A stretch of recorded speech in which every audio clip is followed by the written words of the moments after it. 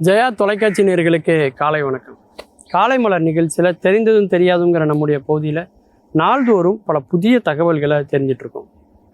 அந்த வகையில் நாம் பார்க்க போகிறது மழை மானி.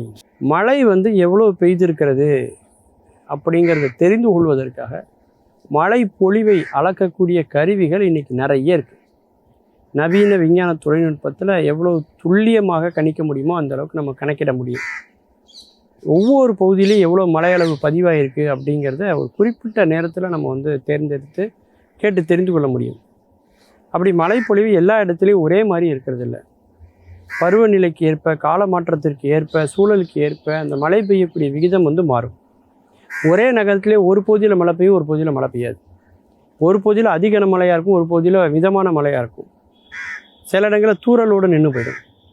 இப்படி இருக்கிற இந்த சூழ்நிலையில் இந்த மழையை எப்படி அளவிடுவது, அந்த காலத்தில் அதை எப்படி கணக்கிட்டாங்க அப்படின்னா, இந்த மாவு அரைக்கிறதுக்கு அந்த காலத்துலலாம் பார்த்தீங்கன்னாக்கா ஆட்டு உரல்னு ஒன்று உண்டு. குழவி இருக்கும், உரலில் போட்டு மாவு போட்டு ஆட்டுவாங்க. அந்த உரல் குழவி இந்த தேங்காய் வச்சு பச்சை மிளகாலாம் வச்சு இந்த சட்னி அரைக்கிறதுக்காக ஒரு இது வச்சுருப்பாங்க. அதுமாதிரி இன்றைக்கி எல்லாம் மிக்சி கிரைண்டர்னு வந்துச்சு. ஆனால் அன்னைக்கு அப்படி கிடையாது. அம்மின்னு ஒன்று உண்டு. அதில் தான் சட்னிக்கெலாம் அரைப்பாங்க. கிரைண்டரில் மாவு அரைக்கிற மாதிரி அன்றைக்கி ஆட்டு உரலில் தான் மாவு அரைப்பாங்க.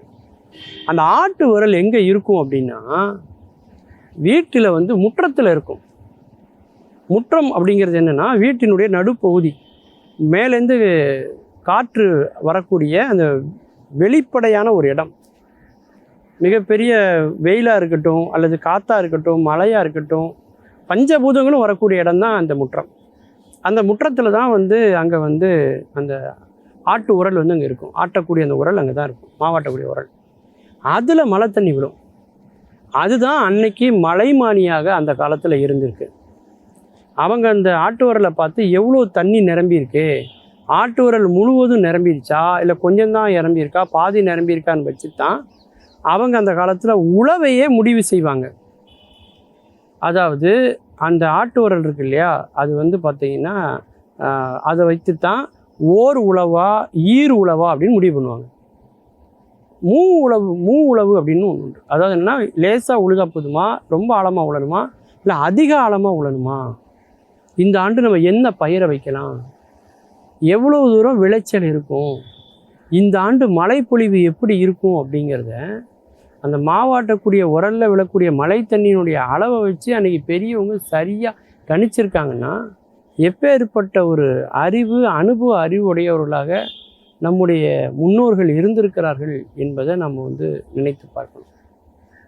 ஏன்னா அந்த மழை பொழிவை அந்த ஆட்டு உரலை வைத்து கொண்டு அவர்கள் சொல்லுகிற போது அது மிகவும் துல்லியமாக அந்த ஆண்டு அதே மாதிரியான கணிப்பைத்தான் அது கொடுக்குது அப்படிங்கிறது அந்த ஆண்டு முடிஞ்ச உடனே அவங்களுடைய அனுபவமாக அது சேர்ந்து விடுகிறது.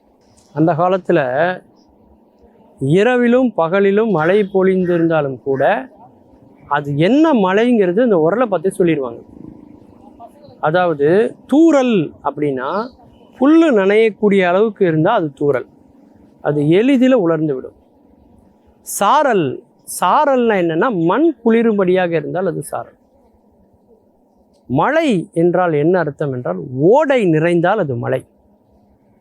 அருகிலுள்ள நீர்நிலைகள் எல்லாம் நிரம்பினால் அது பெருமழை. இப்படி ஐப்பசி மாதம் அடமலை, கார்த்திகை மாதம் கனமழை, இது எல்லாவற்றையுமே அந்த மாவு அரைக்கக்கூடிய அந்த ஆட்டு உரலை வைத்தே சொன்னவர்கள் பெரியவர்கள். அதிலும் இன்னும் ஒருபடி மேலே போய் சொல்கிறதா இருந்தால், அந்த மழை துளி இருக்கு இல்லையா, அந்த மழை துளியினுடைய விட்டம், ஆரம்னு சொல்லுவாங்க இல்லையா, விட்டம், அந்த விட்டம் பார்த்திங்கன்னா 0.5 மில்லிமீட்டருக்குள்ளே இருந்தால் அது தூறல், 0.5 மில்லிமீட்டருக்கு மேலே இருந்தால் அது மழை, 4 to 6 மில்லிமீட்டர் அளவுக்கு இருந்தால் அது அதிகனமழை. இப்படி ஒன்றுக்கும் ஒரு அளவீடுகளை வைத்து மழையை மிக சரியாக கணித்தும் இருக்கிறார்கள். பெய்த மழை எப்பேற்பட்ட வகையை சார்ந்தது என்பதை புரிந்தும் வைத்திருக்கிறார்கள். அதை அடிப்படையாக வைத்து அந்த ஆண்டு எந்த பயிரை நாம் விளைவிக்கலாம் என்று முடிவும் செய்திருக்கிறார்கள் என்றால், எப்பேற்பட்ட வானியல் அறிவை, எப்பேற்பட்ட ஒரு அனுபவசாலிகளாக நம்முடைய முதியோர்கள் இருந்திருக்கிறார்கள் என்பதை நாம் பெருமையோடு நினைத்து பார்க்க வேண்டும். மீண்டும் பல புதிய தகவல்களோடு, அதில் அறியப்படாத பக்கங்களோடு உங்களை சந்திக்கிறேன். நன்றி.